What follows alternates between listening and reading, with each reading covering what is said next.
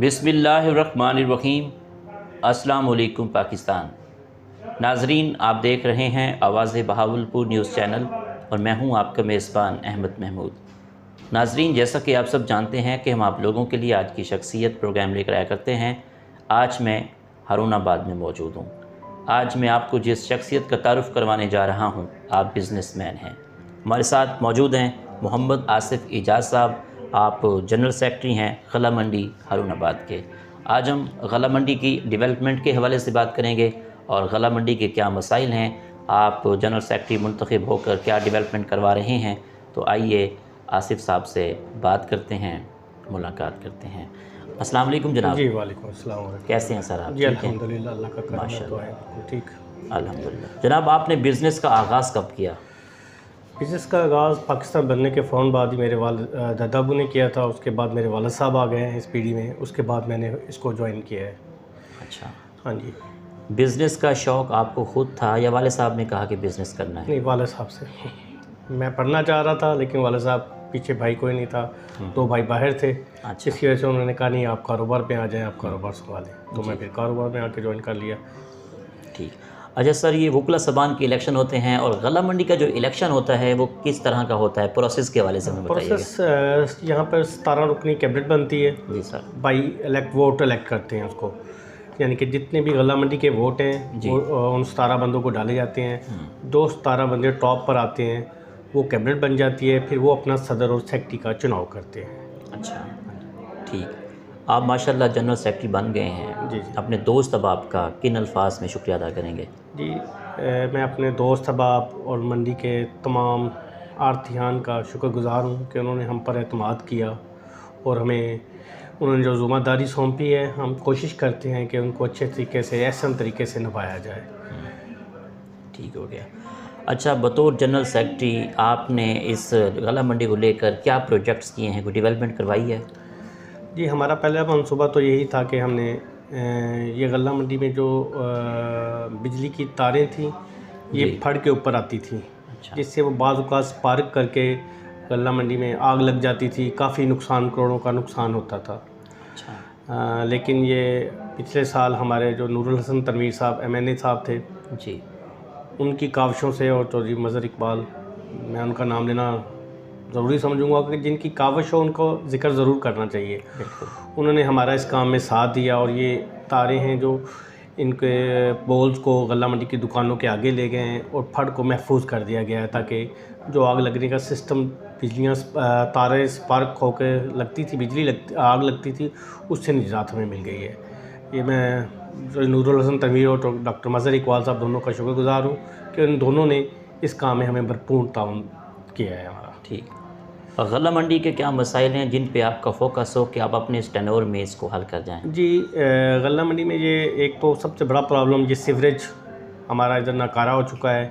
सड़कें हमारी टूट फूट का शिकार हैं, यानी कि बहुत बुरे हाल हैं। इस सिलसिले में हम DCO साहब से भी मिले थे, उन्होंने भी इनकार कर दिया कि हमारे पास फ़ंड्स नहीं हैं, मार्केट कमेटी से रब्ता करें। हम मार्केट कमेटी को फ़ीस की मद में लाखों करोड़ों रुपया हमारी तरफ से जाता है। अच्छा। हमारे टैक्सेस भी जो हैं, डिस्ट्रिक्ट बहावलनगर के सबसे ज़्यादा टैक्स कॉटन पे करता है। अच्छा। जो अरबों की शक्ल में है, लेकिन हमारे ज़िले को वो फैसिलिटेट नहीं किया गया उस हिसाब से जिस हिसाब से करना चाहिए। आप इधर निकलेंगे, बाहर जाके सड़कों के हालात देख लें, सीवरेज का निज़ाम देख लें, बिल्कुल बेड़ा गर्क हुआ पड़ा है। ना मार्केट कमेटी हमें कोई ताउन कर रही है इस सिलसिले में, ना ही DCO DPO साहब ये इस में कोई हमारी मदद करने को तैयार हो रहे हैं। जी। लेकिन जिस शहर से मैं समझता हूँ कि अरबों रुपए का टैक्स वसूल हो रहा है, कम से कम उस पर तो आधा ही लगा दें, ये डेवलपमेंट हो जाए तो इससे अच्छी बात है। आप देखेंगे सड़कों का बहुत बड़ा हाल हुआ है, बहुत ही बुरा हाल हुआ है। मेरी अपील है गवर्नमेंट से कि वो इसकी तरफ तवज्जो दें और इसको, हमारे इस मसले को हल करें किसी तरीके से भी हो। हम भी तामुन करने के लिए तैयार हैं, जिस तरह आपका भी हो जी, लेकिन करें ज़रूर इसको। जी। हुकूमत पाकिस्तान गला मंडी के लिए क्या इकदाम कर सकती है, क्या रिलीफ पहुंचा सकती है, इस बारे में आप क्या कहना चाहेंगे? रिलीफ यही है कि हमारे ये रोड्स हैं ये बन जाएं, हमें अच्छे मिल जाएं, कोई हमें अल्टरनेट कपास उतारने के लिए जगह भी दे दी जाए, जी। रेंट आउट कर दी जाए, रेंट पे ले दी जाए, ताकि देखें हारूनाबाद की मंडी है, पूरे पाकिस्तान से इधर नरमा आता है। ये वाहद मंडी है जहाँ पूरे पाकिस्तान से नरमा आता है और यहाँ पर जो भुगतान है वो नगद होता है, उधार नहीं है इधर हमारे हारूनाबाद में। अच्छा, हाँ जी, कोई करता है तो वो अपने बेस पे करता है, लेकिन हमारा गल्ला मंडी का जितना भी यानी कि जो माल बिकता है वो नगद रेट पे बिकता है। अच्छा, वो उधार नहीं होता। सही। हमें थोड़ा सा ये माल सीजन्स में माल उतारने का इश्यूज़ रहता है, वो हमारा मसला हल हो जाए और एक सड़कें बन जाएँ, इनको ठीक कर दिया जाए, सीवरेज को ठीक कर दिया जाए, तो अल्हम्दुलिल्लाह हमारी मंडी एशिया में टॉप पे है, हारूनाबाद की मंडी। सही। कॉटन की क्वालिटी के हवाले से बताइएगा कि हारूनाबाद में किस तरह की जी कॉटन है? अल्हम्दुलिल्लाह हारूनाबाद की क्वालिटी बहुत अच्छी वाइट होती है और बगैर सांगली के माल होता है, और माल की क्वालिटी बहुत अच्छी होती है हमारी ठीक। लोकल पैदावार। और यहाँ के रेट्स? रेट्स मेरा ख्याल है कि पूरे पाकिस्तान से जब माल आता है, हारूनाबाद का रेट अच्छा होता है तो वहाँ से माल इधर को मूव करता है। एक रेट्स होता है और एक होता है पेमेंट। अच्छा यहाँ पे पेमेंट का इशू नहीं बनता और रेट्स का इशू नहीं है, रेट बहुत अच्छा मिलता है इधर जी, व्यापारी हजरात को। ठीक। गंदम के सीज़न में किन किन मुश्किलात का सामना जी करना इस पड़ा? दफ़ा गंदम के जो प्रॉब्लम आया है वो रेट्स का ही आया है कि गवर्नमेंट ने 3900 रुपया रेट मुकर्रर किया था। देखा जाए तो डीएपी और यूरिया के रेट्स बहुत अप थे, तकरीबन 12,500-13 हज़ार रुपये डीएपी थी और 4500 से 5000 रुपये यूरिया थी।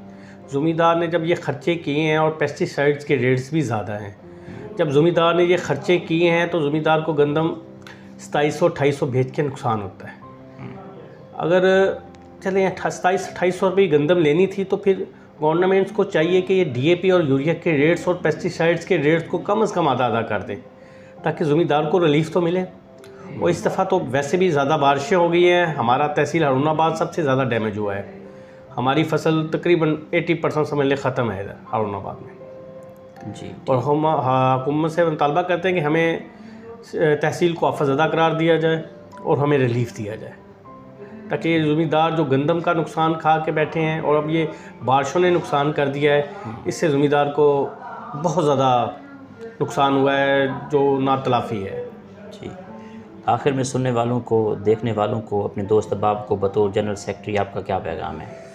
जी मेरा पैगाम ये है कि अपने काम को नेक नीयती के साथ, ईमानदारी के साथ किया करें और अल्लाह को राज़ी ज़रूर रखें, अपनी नमाज की तरफ तवज्जो ज़रूर दें। अल्लाह आपसे खुश होगा तो मखलूक भी खुश होगी इंशाअल्लाह। बिल्कुल ठीक है। अल्लाह ताला हम सब पर अपनी रहमतें नाज़िल करे। आमीन। अल्लाह ताला हम सबको अपने हिफ्ज़ुल ईमान में रखे। जो लोग परेशान हाल हैं अल्लाह ताला उनकी परेशानियों को दूर करे, दुआ को है। बाकी जो अल्लाह करता है वो बेहतर होता है। बिल्कुल ठीक है। बहुत शुक्रिया सर, थैंक यू। जज़ाकल्लाह। जी तो नाजरीन, आपने आज की शख्सियत प्रोग्राम सुना। एक नए प्रोग्राम में मुलाकात होगी, तब तक अल्लाह हाफिज़, अल्लाह निगहबान, पाकिस्तान जिंदाबाद।